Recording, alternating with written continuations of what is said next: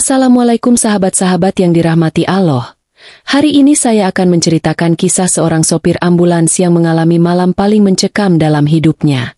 Malam itu, saat mengantar jenazah, ia mendengar rintihan dan tangisan yang tidak berasal dari siapapun di dalam mobil. Namun sebelumnya saya sarankan untuk menuliskan sholawat Nabi Muhammad agar kelak sholawat ini menjadi saksi untuk mendapat syafaat di akhirat. Like dan subscribe ke channel ini sangat membantu menyebarkan dakwah Islam dan menjadi amal jariah. Malam itu begitu sunyi. Jalanan sepi. Hanya sesekali terdengar suara jangkrik dari semak di pinggir jalan. Di tengah kegelapan itu, suara sirine ambulans meraung panjang, melengking, memecah kesunyian. Pak Darto, sopir ambulans berusia 45 tahun, menggenggam erat kemudi. Pandangannya lurus ke depan, wajahnya tampak tegang. Di kursi belakang terbaring sebuah jenazah, terbungkus kain putih. Seorang perawat muda duduk di sampingnya, sesekali memeriksa posisi tandu agar tetap aman selama perjalanan. Malam ini mereka mendapat tugas mengantar jenazah seorang bapak yang meninggal mendadak ke rumahnya di sebuah desa terpencil. Hawa dingin menusuk tulang. Pak Darto melirik jam di dashboard. Sudah hampir tengah malam. Jalanan yang mereka lalui semakin sepi. Lampu jalan hanya muncul sesekali, lalu hilang lagi, membuat suasana semakin kelam. "Pak, kita lewat hutan ini ya?" tanya perawat dengan suara pelan. "Iya, ini jalan tercepat," jawab Pak Darto singkat. Ambulans terus melaju. Di kiri kanan jalan, pepohonan tinggi berdiri rapat, menutupi cahaya bulan. Rasanya seperti memasuki lorong gelap yang tak ada ujungnya. Pak Darto menghela napas panjang, berusaha mengusir rasa tidak enak yang tiba-tiba merayap di hatinya. Beberapa menit berlalu, lalu tiba-tiba terdengar suara lirih dari belakang. Seperti suara rintihan yang sangat pelan. Perawat itu menoleh cepat, matanya membesar. "Pak, panjenengan dengar?" Suaranya gemetar. Pak Darto mengernyitkan dahi.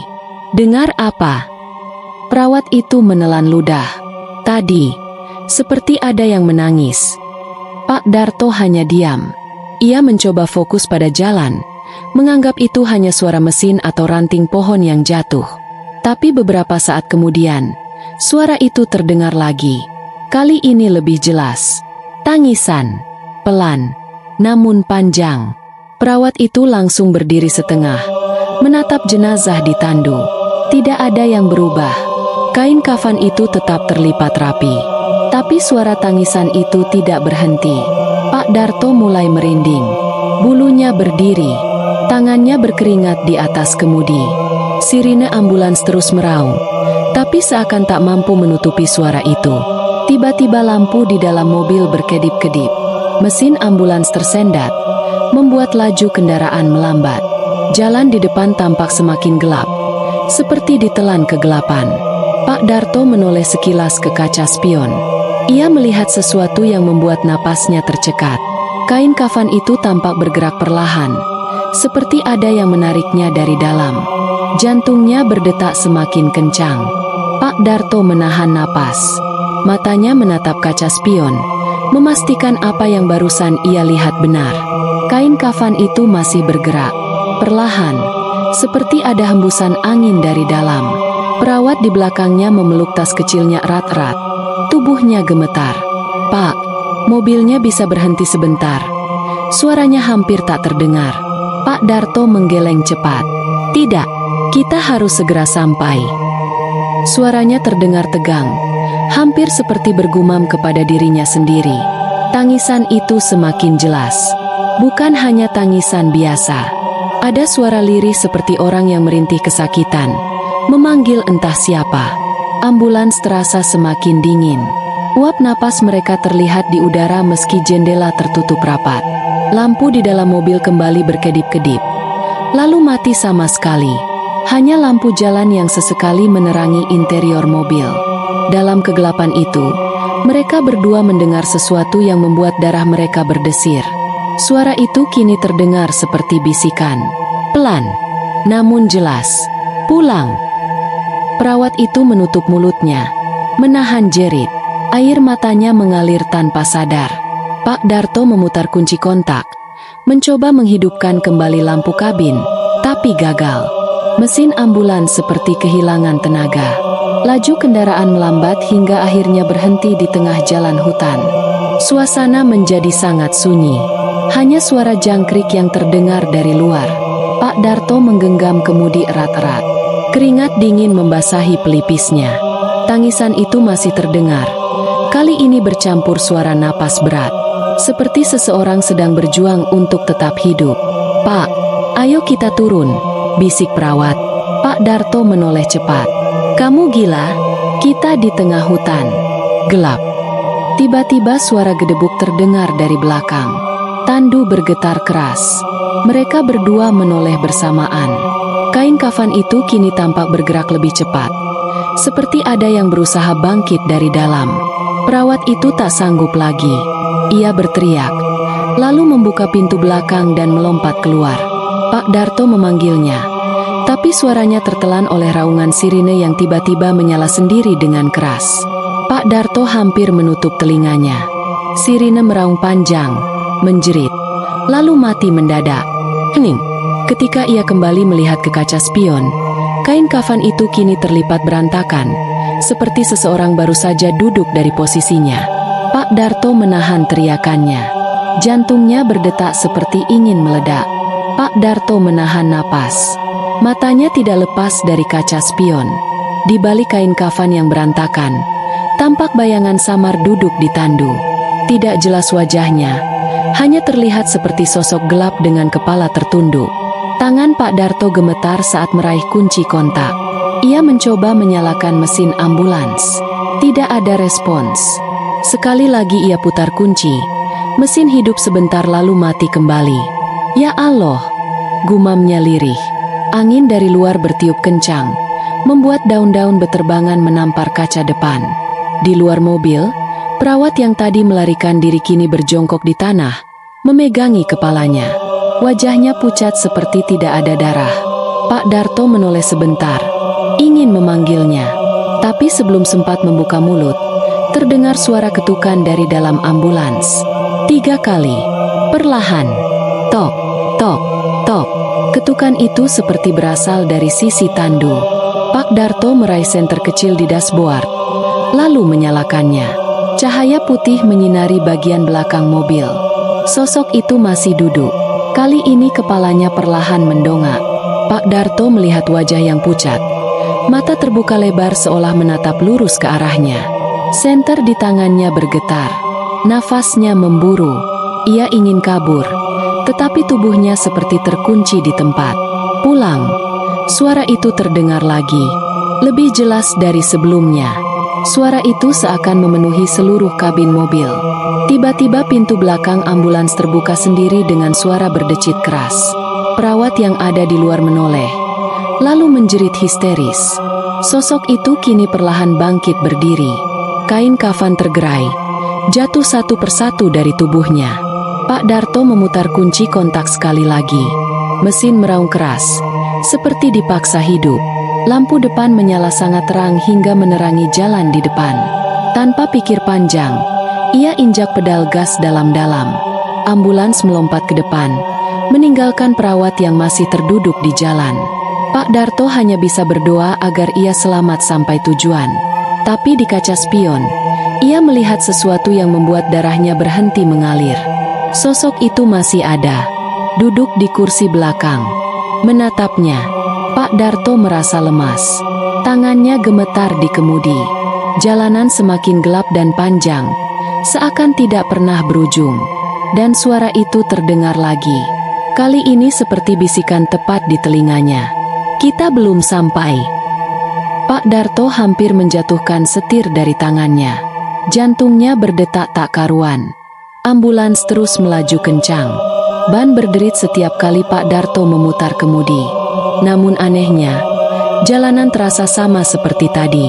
Pohon-pohon yang tinggi menjulang seolah tidak berubah. Seperti ia hanya berputar di tempat. Pak Darto mulai panik. Tangannya bergetar saat memegang setir. Sosok di kursi belakang masih duduk diam, menatapnya. Matanya yang kosong memantulkan cahaya dari lampu depan, membuat wajahnya tampak semakin menyeramkan. "Ya Allah," "Tolong!" bisik Pak Darto lirih. Tiba-tiba suara tawa pelan terdengar. Bukan tawa bahagia, lebih seperti tawa yang berat, panjang, dan menusuk telinga. "Hahaha, kamu tidak bisa pergi, Pak Darto." Pak Darto membelalak. Sosok itu tahu namanya. Dadanya terasa sesak. Jantungnya berdegup cepat. Keringat dingin membasahi punggungnya. Ia mencoba membanting setir ke kiri, lalu ke kanan, berharap menemukan jalan keluar. Namun setiap belokan hanya membawanya kembali ke jalan yang sama. Dari kaca spion, sosok itu kini mulai bergerak. Perlahan-lahan berdiri, kepalanya miring seperti sedang mengamati Pak Darto dari belakang. Lampu kabin tiba-tiba menyala sendiri, memperlihatkan wajah pucat dengan mulut yang sedikit terbuka. "Kenapa buru-buru? Bukankah kamu yang membawaku pulang?" Suaranya menggema di seluruh mobil. Pak Darto merinding. Ingatannya melayang ke tadi sore, saat ia menjemput jenazah ini dari rumah sakit. Perawat sempat bercerita bahwa almarhum meninggal mendadak akibat serangan jantung. Tetapi ada sesuatu yang aneh. Keluarga almarhum mengatakan ia ingin segera dimakamkan malam itu juga. Ambulans melaju semakin cepat, tapi jalan itu tidak kunjung berakhir. Di kejauhan, Pak Darto melihat siluet sebuah jembatan kayu. Ia berharap itu jalan keluar. Namun saat ambulans mendekat, sosok di belakang tertawa lagi. "Jangan lewat sana," bisiknya. Pak Darto tidak menghiraukan. Ia menginjak gas lebih dalam. Ban ambulans menginjak jembatan kayu, menimbulkan bunyi berderit yang panjang. Tapi di tengah jembatan, mesin ambulans tiba-tiba mati. Suasana menjadi hening. Sosok itu kini berdiri di belakang kursi sopir, sangat dekat. Pak Darto bisa merasakan hawa dingin di lehernya. "Kamu harus dengarkan aku." Suaranya pelan, namun tegas. "Kita harus kembali." Pak Darto menelan ludah. Ia tidak berani menoleh. Tangannya menggenggam setir erat-erat. Pak Darto duduk kaku.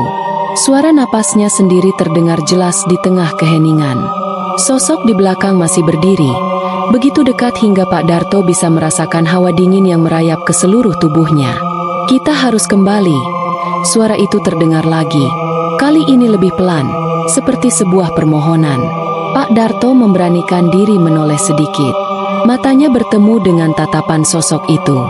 Wajahnya pucat, matanya basah seperti habis menangis. Ada rasa sedih yang terpancar dari sorot matanya. "Kembali kemana?" tanya Pak Darto dengan suara serak. Sosok itu duduk kembali di atas tandu, memeluk lututnya. "Rumahku. Mereka belum siap. Aku belum siap pergi." Pak Darto merinding.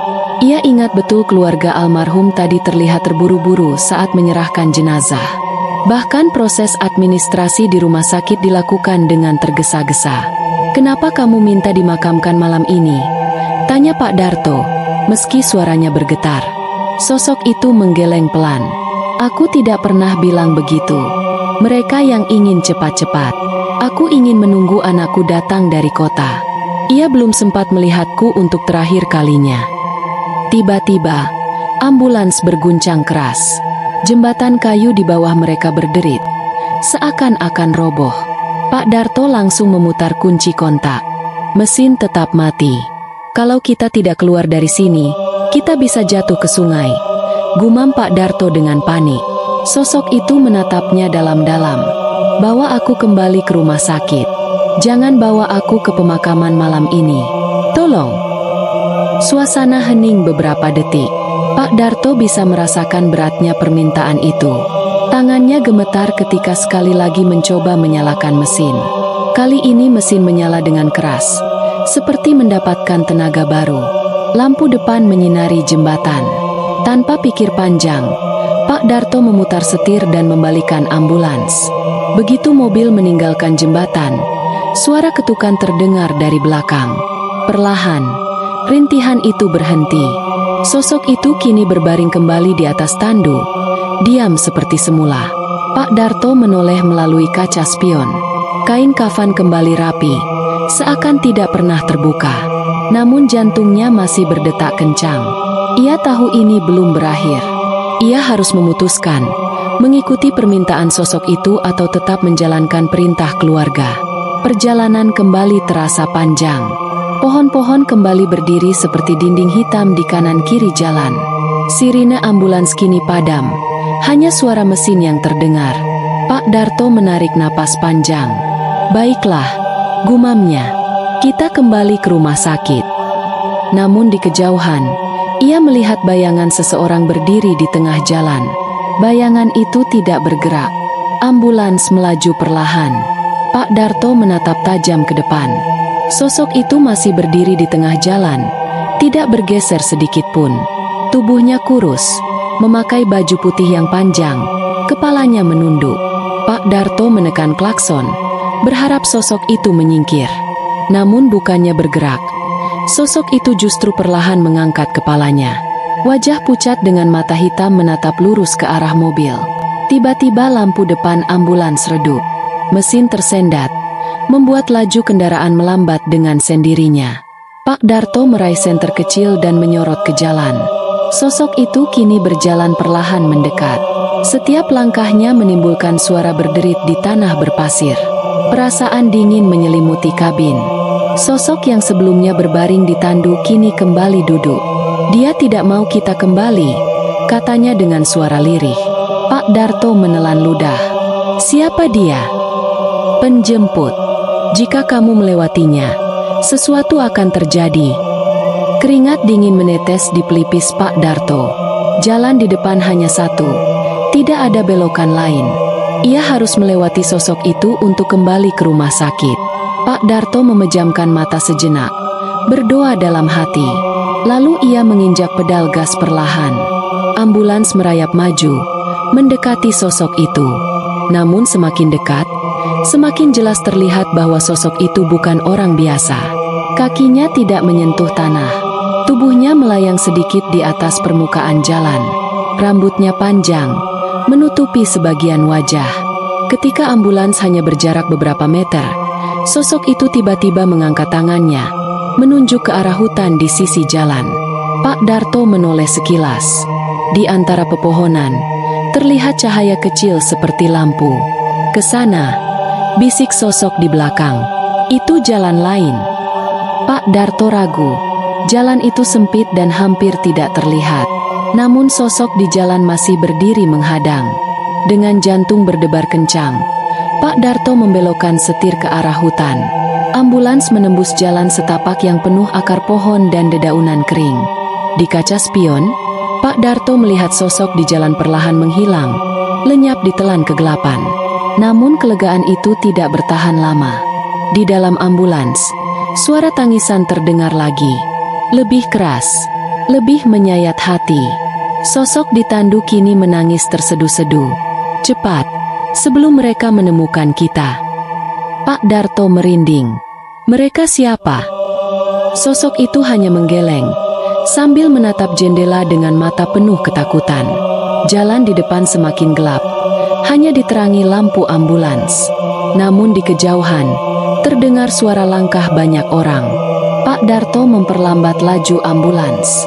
Suara langkah itu semakin jelas. Bukan hanya satu, tapi seperti banyak orang berjalan bersamaan di antara pepohonan. Sosok di tandu tampak gelisah. Ia memeluk lututnya, tubuhnya bergetar. Mereka mendekat, bisiknya. Pak Darto menelan ludah. Siapa mereka? Suaranya gemetar. Orang-orang yang ingin membawaku paksa.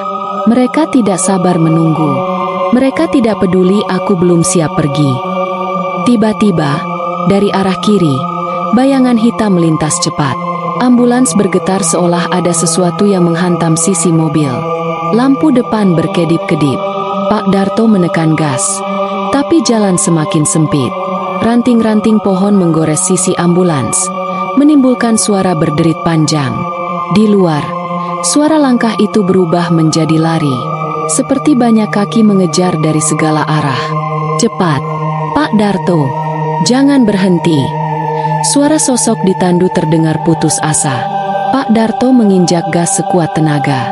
Ambulans melompat di atas jalan setapak yang tidak rata.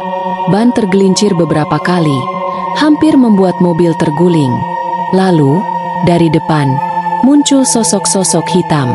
Mereka berdiri berjejer, menutup jalan. Wajah mereka tidak terlihat, hanya bayangan gelap dengan mata merah menyala. Ambulans berhenti mendadak. Jantung Pak Darto berdegup kencang. Sosok-sosok itu bergerak mendekat. Langkah mereka serempak, menimbulkan suara bergema.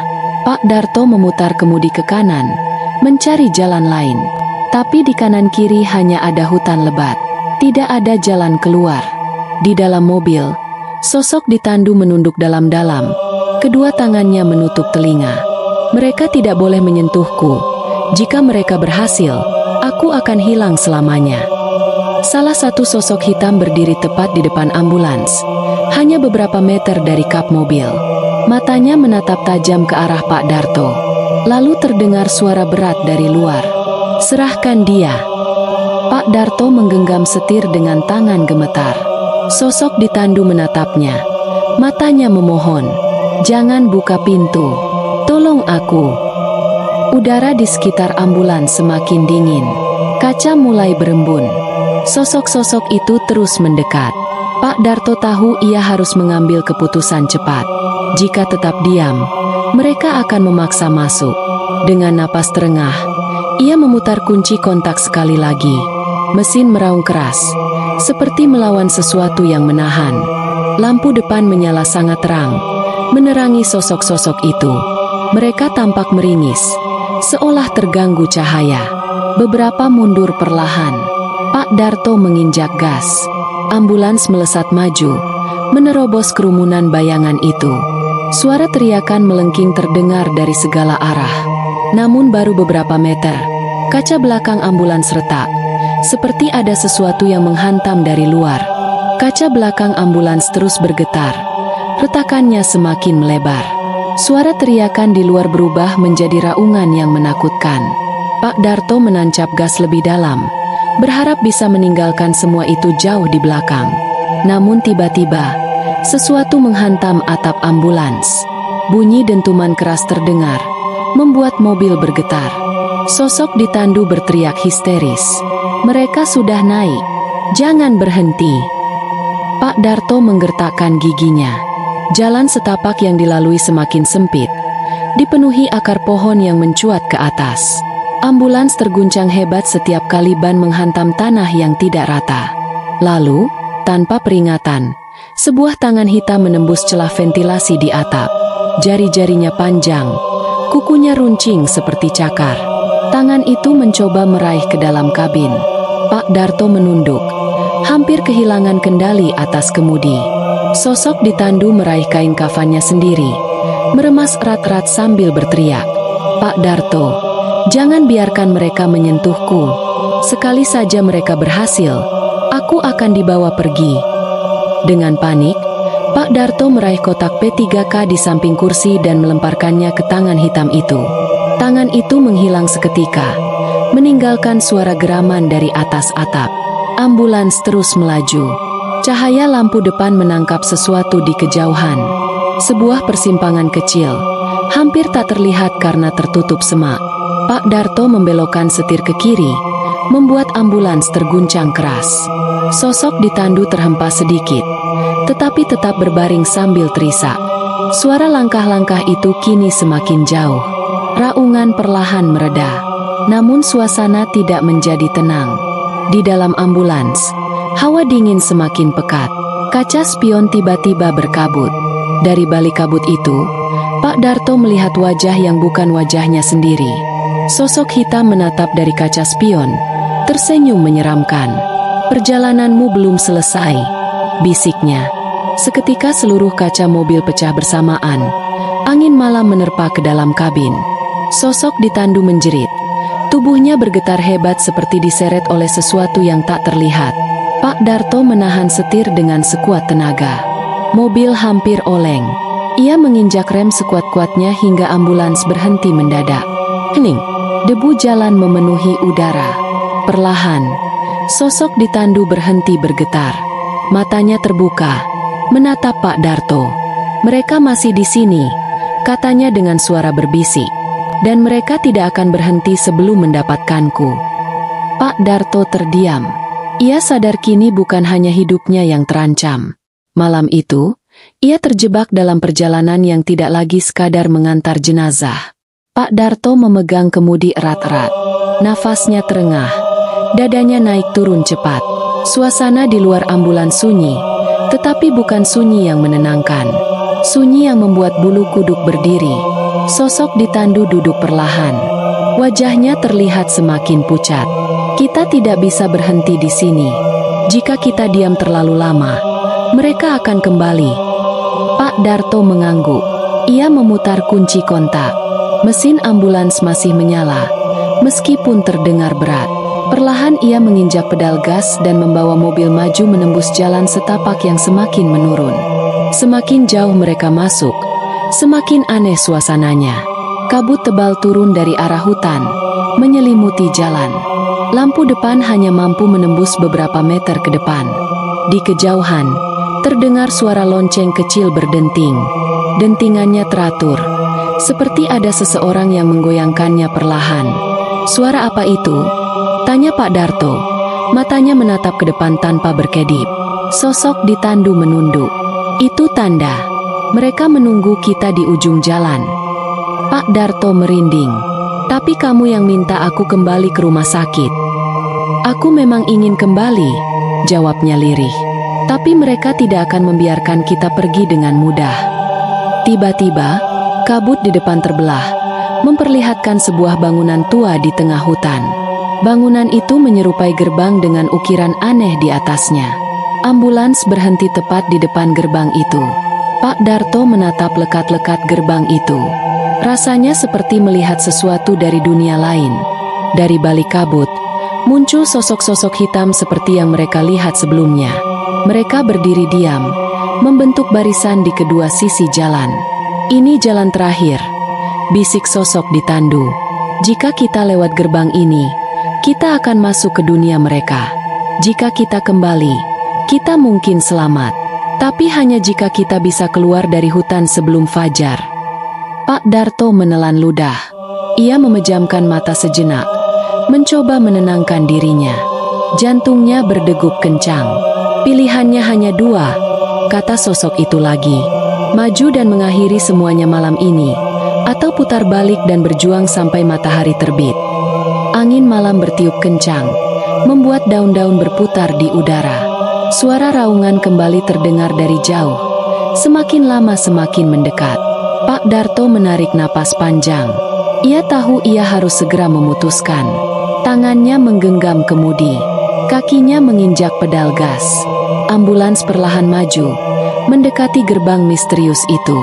Namun tepat saat ban depan menyentuh tanah di bawah gerbang, sosok ditandu berteriak keras. Berhenti. Pak Darto menginjak rem mendadak. Gerbang itu kini bergetar, seperti ada sesuatu yang berusaha keluar dari baliknya. Gerbang itu bergetar semakin keras. Suara dentingan lonceng terdengar bersamaan dengan raungan panjang dari hutan. Sosok-sosok hitam yang berdiri di sisi jalan kini bergerak perlahan mendekat. Mata mereka berkilat merah dalam kegelapan. Pak Darto menggenggam kemudi hingga jemarinya memutih. Nafasnya tercekat. Apa yang terjadi kalau aku maju? Suaranya bergetar. Sosok ditandu menatapnya dengan mata penuh ketakutan. Jika kamu maju, aku akan diambil. Dan kamu mungkin tidak akan pernah kembali. Pak Darto menoleh ke arah sosok itu. Keringat dingin mengalir di pelipisnya. Dan kalau kita mundur, kita harus lari sampai matahari terbit. Kalau tidak, mereka akan terus mengejar. Suara raungan semakin dekat. Tanah bergetar di bawah ban ambulans. Kabut berputar cepat seperti pusaran. Pak Darto menghela napas panjang. Pegangan yang kuat. Ia memutar kemudi, membalikan ambulans dengan tergesa. Ban belakang tergelincir, membuat mobil hampir menabrak pohon. Namun ia berhasil menguasainya dan melaju kencang meninggalkan gerbang itu. Jeritan panjang terdengar dari belakang, seolah sesuatu marah karena mangsanya lepas. Sosok-sosok hitam itu mulai berlari mengejar. Ambulans melaju secepat mungkin di jalan sempit. Ranting-ranting pohon memukul kaca depan, menimbulkan bunyi ketukan seperti jari-jari yang mencakar. Sosok di tandu berdoa lirih, menyebut nama Allah berulang-ulang. Air matanya bercucuran. Di spion, Pak Darto melihat puluhan sosok berlari di belakang mobil. Beberapa berlari di atas pohon, melompat dari cabang ke cabang. Cepat, Pak Darto, jangan biarkan mereka mendekat. Mesin meraung, ambulans menempuh jalan berbatu dengan kecepatan tinggi. Tiba-tiba sesuatu melompat ke depan mobil. Makhluk hitam dengan mata merah menyala. Pak Darto menjerit, membanting setir ke kiri. Ambulans hampir terguling namun berhasil kembali ke jalur. Cahaya di kejauhan mulai tampak. Langit mulai memucat. Tanda fajar akan segera datang. Sosok-sosok itu mengeluarkan suara raungan serentak. Beberapa mulai menghilang, lenyap ke dalam kabut. Pak Darto terus melaju hingga akhirnya mereka keluar dari hutan. Begitu ban ambulans menginjak aspal jalan raya, suara raungan langsung berhenti. Hening, Pak Darto menghentikan mobil di pinggir jalan. Nafasnya tersengal. Sosok di tandu perlahan berbaring kembali. Wajahnya tampak tenang untuk pertama kalinya. Terima kasih, ucapnya lirih. Kamu sudah menyelamatkanmu. Pak Darto menatapnya lekat-lekat. Namun ketika ia berkedip, tandu itu kosong. Ambulans kini sunyi. Hanya Pak Darto seorang diri. Ia menatap kaca spion. Wajahnya sendiri yang ia lihat. Malam itu telah berakhir. Tapi rasa dingin di punggungnya belum hilang. Seakan ada yang masih duduk di kursi belakang, memperhatikan setiap gerakannya. Pak Darto menarik napas panjang, lalu menyalakan mesin lagi. Ia tahu perjalanan ini akan terus menghantuinya seumur hidup. Pagi itu, Pak Darto akhirnya tiba di halaman rumah sakit. Ambulans berhenti perlahan, mesin dimatikan. Namun suasana hatinya masih dipenuhi ketakutan. Ia menoleh ke belakang. Tandu itu kosong, seolah tak pernah ada siapapun yang dibawa malam tadi. Tetapi aroma tanah basah dan kain kafan masih tercium samar. Pak Darto keluar dari mobil dengan langkah gontai. Ia menengadah ke langit. Matahari baru saja terbit. Sinarnya menghangatkan tubuh yang sejak tadi menggigil. Ia duduk di bangku dekat parkiran, menatap kosong ke arah ambulans. Malam tadi aku benar-benar melihat kematian berjalan di sampingku, gumamnya lirih. Lalu ia teringat perkataan sosok itu di tandu. Mereka tidak akan berhenti sebelum mendapatkanku. Pak Darto menarik napas dalam-dalam. Ia sadar sesuatu. Kematian memang tidak bisa dihindari. Hanya waktu yang memisahkan antara ia dan panggilannya. Dalam hatinya ia membaca ayat yang pernah diajarkan oleh ayahnya sejak kecil. Kullu nafsin zaikatul maut. Wa innama atwafaununa ujurakum yaumal qiyamah. Faman zuziha Anina arwa udhilal janata fakat faas. Wamal hayatud dunya illa amata awel gurur. Setiap yang bernyawa pasti akan merasakan mati. Dan sesungguhnya pada hari kiamat sajalah diberikan dengan sempurna balasanmu. Barang siapa dijauhkan dari neraka dan dimasukkan ke dalam surga, maka sungguh ia beruntung. Kehidupan dunia itu hanyalah kesenangan yang memperdaya. Quran Surat Ali Imran 185. Air mata menggenang di mata Pak Darto. Ia sadar bahwa hidupnya masih diberi kesempatan untuk bertaubat dan memperbaiki diri. Hikmah dari malam itu jelas baginya. Kematian adalah kepastian yang mendekat setiap detik. Tidak peduli kita siap atau tidak, ia akan datang. Maka yang terpenting adalah bagaimana kita mempersiapkan diri, menjaga amal, dan selalu mengingat Allah agar ketika saat itu tiba, kita berada dalam keadaan terbaik. Pak Darto bangkit perlahan. Malam itu tidak akan pernah ia lupakan. Ia bukan hanya mengantar jenazah, tetapi juga mengantar dirinya sendiri pada kesadaran bahwa dunia ini hanya persinggahan. Ia menyalakan ambulans, siap untuk kembali bekerja. Namun kali ini, setiap suara sirine akan menjadi pengingat bahwa setiap manusia sedang menempuh perjalanan menuju pertemuan dengan Allah. Cerita ini mengingatkan kita bahwa kematian adalah kepastian yang tidak bisa dihindari. Setiap manusia akan mengalaminya, kapan saja, di mana saja. Maka penting bagi kita untuk selalu mengingat Allah dan mempersiapkan amal terbaik sebelum waktu itu tiba. Kullu nafsin zaikatul maut. Setiap yang bernyawa pasti akan merasakan mati. Quran Surat Ali Imran 185. Cerita ini fiktif, dibuat seolah nyata agar kita bisa mengambil pelajaran berharga dari setiap kejadian yang diceritakan. Terima kasih sudah mendengarkan cerita ini sampai selesai. Jika kalian suka dengan cerita ini, silakan tinggalkan komentar, like, dan subscribe agar tidak ketinggalan cerita-cerita mencekam lainnya.